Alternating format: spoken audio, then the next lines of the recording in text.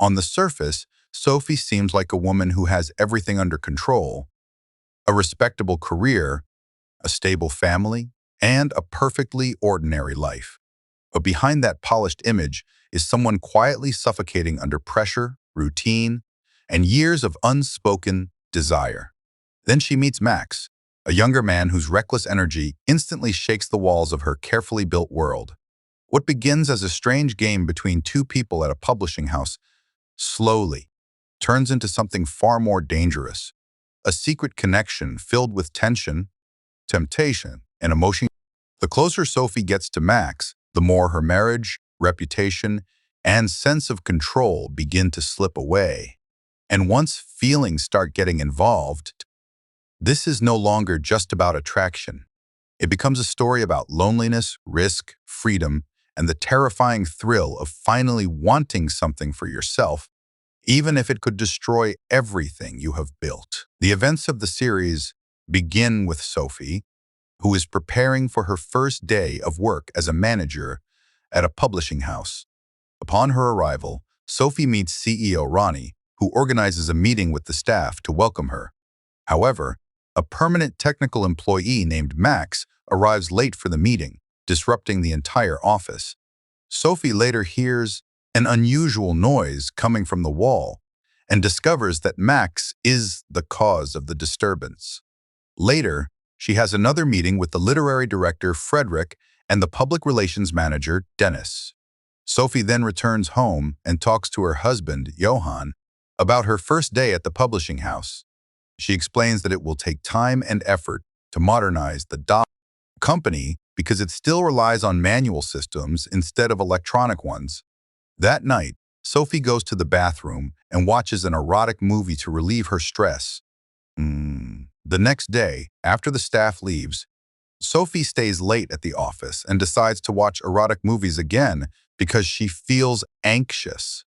Max notices this and waits outside Sophie's office. He tells her that he knows she has been alone there. When Max begins looking into Sophie's actions, he realizes that she is vulnerable and uses this to pressure her.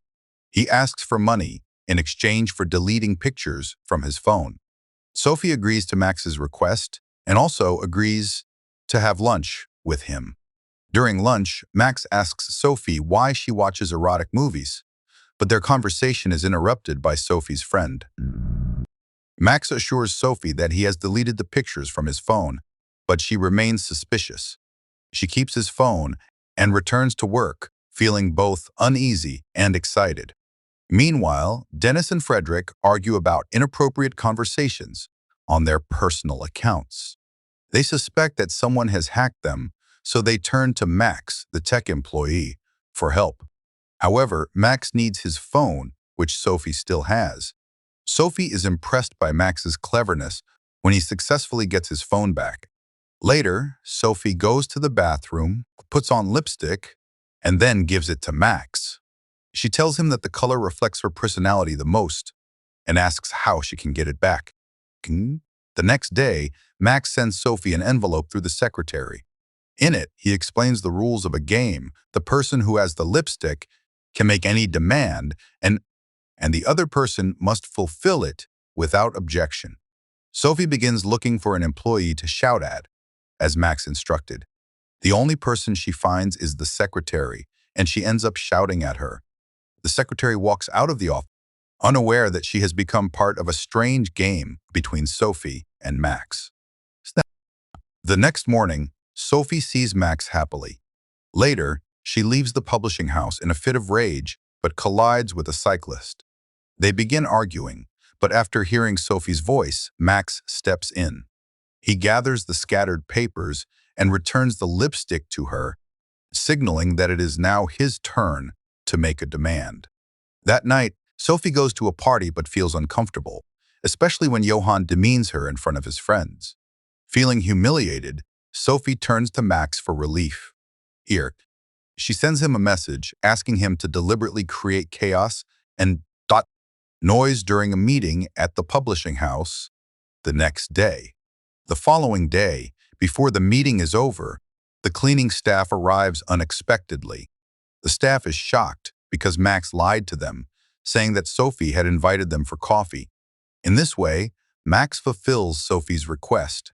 Later, Max meets Sophie in her office, takes the lipstick, and signals that it is now her turn to make a demand. Sophie asks Max to come to work early, dressed like a pop singer. He agrees, and Sophie later surprises all the employees, except Max, with her eccentric outfit. She also goes to Isabella's school and meets with a teacher who says that Isabella is academically excellent but introverted, and that her interests are different from those of her peers. Later, Sophie notices that her hotel room is directly in front of Max's. Since she still has the lipstick, it is her turn to ask for something. She leaves a note at Max's door, asking him to do something at the book fair that will get everyone's attention. During the event, Max turns off all the lights, causing a scene. He later reappears at the fair, where Sophie greets him, then returns to her room and waits for him. Soon, she hears a sound outside her room. Looking through the peephole, she sees Max standing nervously outside her door. The next day, during a press conference, Sophie and Max have lunch with the staff of the publishing house. Sophie notices Max talking to the secretary and becomes jealous. Later, she notices that the kitchen is empty and decides to put drugs in the dessert. Before carrying out the plan, Max warns Sophie not to eat any candy. During the press conference, everyone greedily eats the sweets. Soon, Frederick and Dennis begin arguing, and then the entire staff faints, except for Sophie and Max. The next day, Sophie asks Max to go to the bridge with her.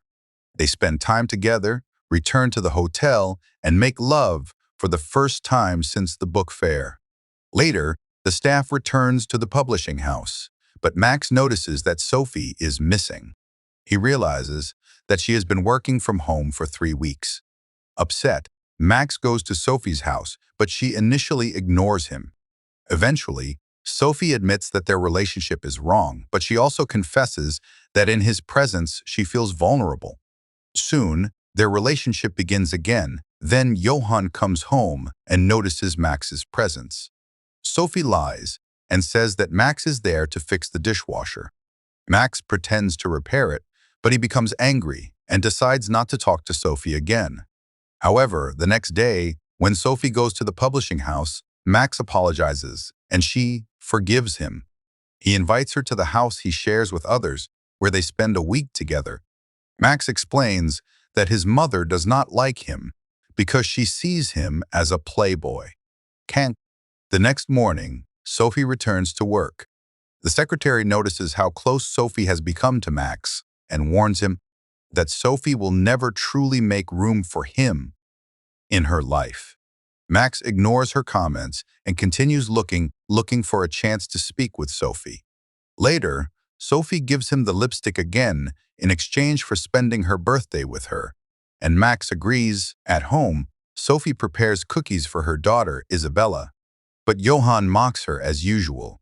Sophie goes back to the bathroom and cries.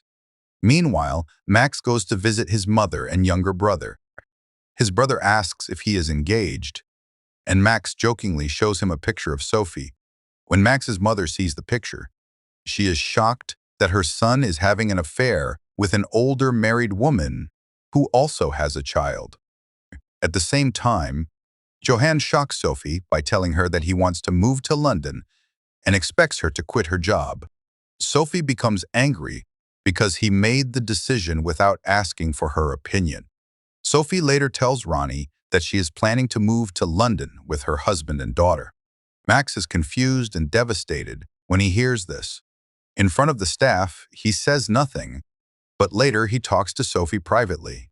Sophie angrily tells Max that their relationship is madness, not love, though she still asks him to meet her.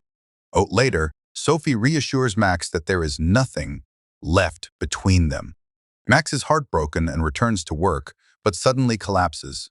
When he wakes up, he begins to cry.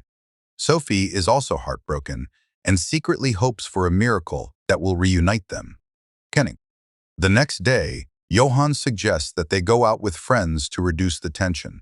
As usual, He demeans Sophie in front of everyone. But this time, Sophie stands up to him in front of all of them.